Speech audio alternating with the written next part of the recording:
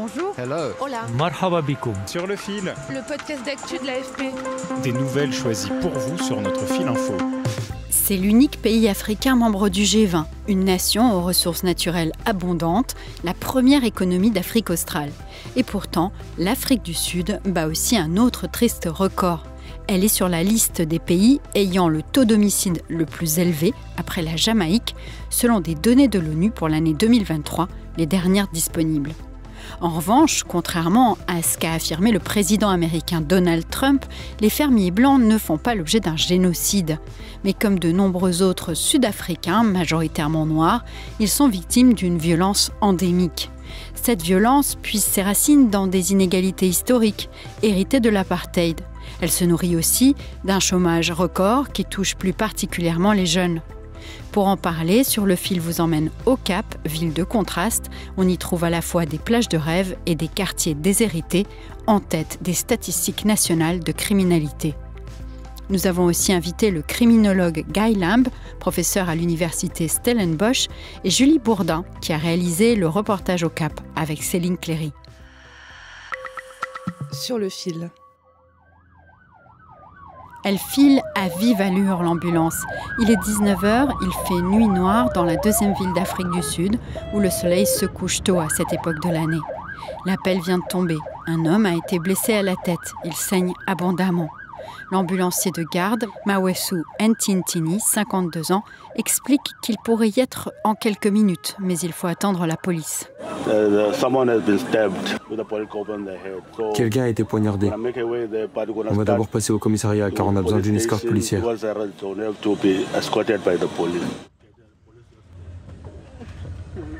Et pour cause, l'appel vient des Cape Flats, ces quartiers en partie bâtis sur des marécages de la banlieue du Cap. Écoutez Julie Bourdin, notre correspondante. Elle a 28 ans et s'est installée en Afrique du Sud il y a 3 ans. Pour moi, le Cap, c'est l'une des villes les plus belles du monde, je pense. Le Cap, c'est une ville qui est à la pointe du continent africain, entre l'océan Indien et l'océan Atlantique, entourée, encerclée par une chaîne de montagnes, notamment la montagne Table Mountain, qui est très connue, une montagne plate. Et donc, d'un côté, on a la mer, de l'autre côté, on a une chaîne de montagnes magnifiques. Il y a des randonnées à faire qui sont parmi les plus belles au monde. Une nature, c'est l'une des villes avec la biodiversité la plus riche au monde. À quelques kilomètres de là, il y a aussi parmi les townships les plus pauvres du pays, où c'est surtout des Sud-Africains noirs qui habitent. Et les conditions dans les quartiers qu'on appelle les townships, où les personnes non blanches ont été reléguées sous l'apartheid, sont absolument terribles. Les Cape Flats battent tous les records nationaux de criminalité, dans un pays où chaque jour, 75 personnes sont tuées. Et l'homme blessé, auquel il faut porter secours, habite la zone de Philippi, où le taux d'homicide est particulièrement élevé. Il a donc fallu patienter pendant 30 minutes pour que l'ambulance, escortée par la police, puisse partir. L'homme, qui vit dans une maison de tôle ondulée, n'a pas été poignardé, juste un tesson de bouteille. Il a de la chance, selon Julie. Pour être en sécurité, les ambulanciers ont besoin d'une escorte policière. C'est devenu une règle pour entrer dans certains quartiers qu'ils appellent des zones rouges. Et parfois, ils attendent 30, 40 minutes, 1 heure, 2 heures, parfois 3 heures. Ils savent qu'il y a une personne qui est en train de mourir à 5 minutes de route, mais ils ne peuvent pas aller la secourir jusqu'à avoir une escorte policière parce qu'ils risquent de se faire attaquer sur la route. Et je sais que des fois, ils passent des nuits entières à attendre au poste de police. So now we're ready to go. Yes. L'ambulancière Ntombi Kayisi-Joko, 43 ans, n'a jamais oublié pour sa part la perte d'un de ses patients nouveau-nés. Sa mère a appelé quand elle a perdu les os et ce jour-là, la police était débordée. Elle a dû attendre 1 heure pour l'arrivée des secours. Le cordon ombilical était autour de son cou. Il lui enserrait le cou. Et moi, je pleurais parce que je savais que si j'avais été là avant, j'aurais aidé ce bébé. Et puis, il est décédé. Ce bébé est mort.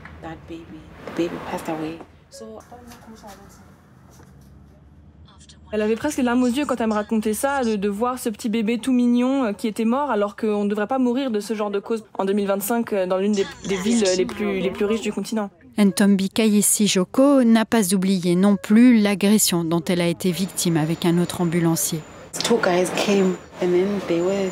2 types sont arrivés et ils ont pointé leurs armes sur nous, mon partenaire et moi, à l'autre fenêtre et moi de l'autre côté de l'ambulance. Ils ont pris nos affaires et ont exigé de l'argent, nos téléphones et tout le reste. Nous leur avons donc donné tout ce que nous avions.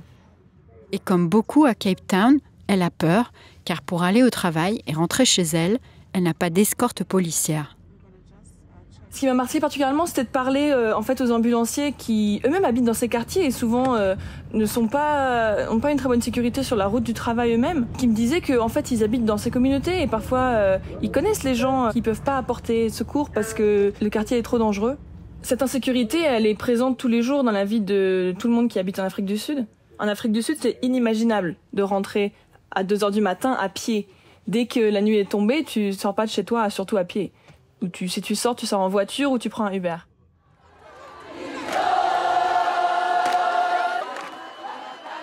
Ces femmes manifestaient il y a quelques semaines au Cap après le viol d'une fillette de 7 ans. Dans cette ville et dans d'autres, aux meurtres et aux vols à main armée s'ajoutent aussi les agressions sexuelles. Selon l'ONU, en Afrique du Sud, 1 femme sur 3 subit des violences physiques ou sexuelles pendant sa vie. L'Afrique du Sud est aussi le pays le plus inégalitaire du monde, selon la Banque mondiale, ce qui explique pas mal de choses. L'Afrique du Sud, 30 ans après la fin de l'apartheid, a encore des énormes conséquences de ce système de ségrégation raciale qui a été en place pendant des décennies et aussi de la colonisation avant, pendant des siècles. Donc les Blancs sud-africains représentent environ 7% de la population et possèdent encore l'énorme majorité des terres agricoles et aussi la majorité des richesses. Les Blancs, en général, vivent à un niveau de vie beaucoup plus élevé et vivent dans des quartiers beaucoup plus riches et beaucoup plus sécures. Le taux de chômage, en revanche, est affolant et toucherait 1/3 des actifs. Et chez les 15-34 ans, il monte à 45%. Beaucoup de ces jeunes sans emploi, sans études et sans avenir se réfugient alors dans les gangs et adoptent aussi la culture qu'ils véhiculent.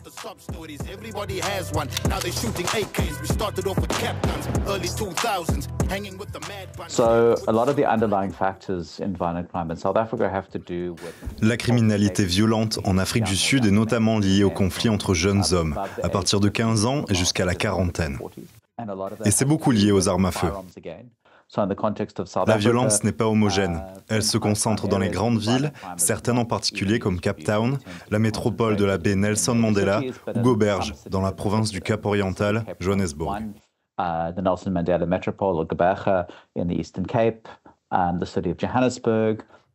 Guy Lamb est criminologue et travaille sur ces sujets depuis 2 décennies.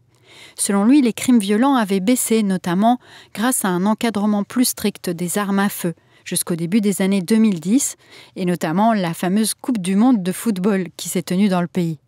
Puis, le taux de criminalité est reparti à la hausse quand les contrôles ont baissé. Ajoutez à cela des fortes consommations d'alcool et la misère, un cocktail explosif. Et enfin, il y a eu une histoire de corruption au sein de la police qui a joué un rôle très particulier. Firearms that the police had acquired through confiscations and seizures on the electronic system that indicated these firearms had been seized and confiscated. La police avait saisi des armes et elles étaient répertoriées dans les bases de données comme ayant été confisquées. Et 2 individus haut placés ont fait en sorte qu'elles ne soient pas détruites.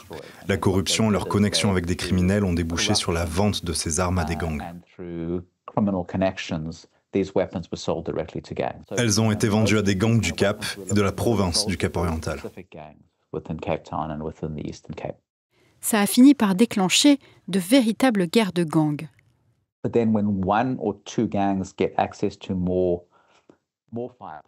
Quand un gang ou 2 dispose d'armes plus puissantes, des armes semi-automatiques, des stocks importants de munitions, il est en position de force par rapport à d'autres.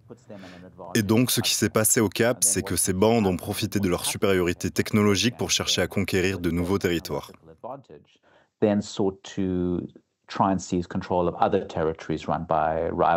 Et c'est typique. Ensuite, il y a eu des représailles et ça a débouché sur un cycle de violence. Écoutez le pasteur Craven Engel, fondateur de l'ONG Ceasefire, qui tente de sauver les jeunes. Il insiste sur l'héritage de l'apartheid qui a déraciné les populations non blanches en les forçant à s'installer dans ces zones inhospitalières. Je pense que tout a commencé avec le déplacement urbain, le déracinement des gens, leur installation dans des quartiers sans développement économique, sans loisirs, sans moyens de subsistance durables. Des quartiers où il n'y a pas de projet, où on est entassé dans des barres d'immeubles. Et les gens doivent trouver un moyen de survivre alors qu'il n'y a pas de ressources. Dernier facteur, l'impunité des criminels, selon Guy Lamb.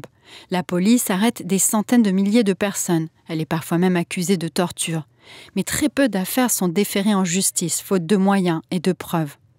Quant aux fermiers blancs, victimes selon Donald Trump d'un génocide, c'est de la pure désinformation selon notre expert.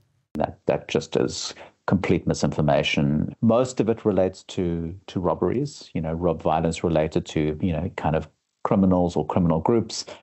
Pour la plupart des cas, les violences sont liées à des vols de groupes criminels qui visent les fermes, et il y a aussi parfois des criminels qui fuient les villes, parce qu'ils ont été chassés par leur communauté qui menace de les tuer.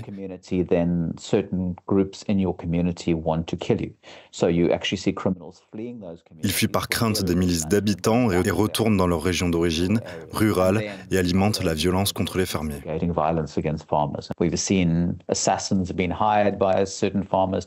On a vu aussi des tueurs à gages embauchés par des fermiers pour tuer leur épouse, des fermiers blancs qui tuent des employés noirs. Donc ce n'est pas la description simpliste qui est faite. Il y a de la violence et elle implique toutes les ethnies dans les régions agricoles. Guy Lamb a cependant de l'espoir pour la suite. Il m'a expliqué que le gouvernement d'unité nationale a commencé à mettre en place des mesures qui se préparaient déjà depuis un moment, en particulier autour de l'encadrement des armes à feu, un sujet fondamental selon lui. Et avant de terminer, Julie nous invite à ne pas tomber dans une vision trop réductrice du pays.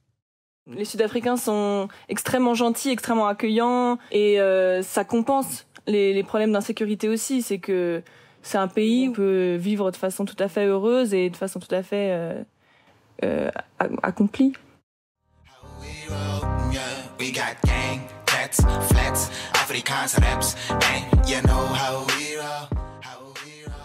Bonne nouvelle, les homicides pour le premier trimestre de 2025 ont baissé de 12% par rapport à la même période de 2024, selon des statistiques officielles.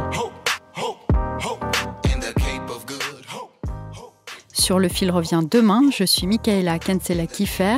Merci beaucoup de nous avoir écoutés et un grand merci aussi à Céline Cléry pour ses enregistrements sur le terrain.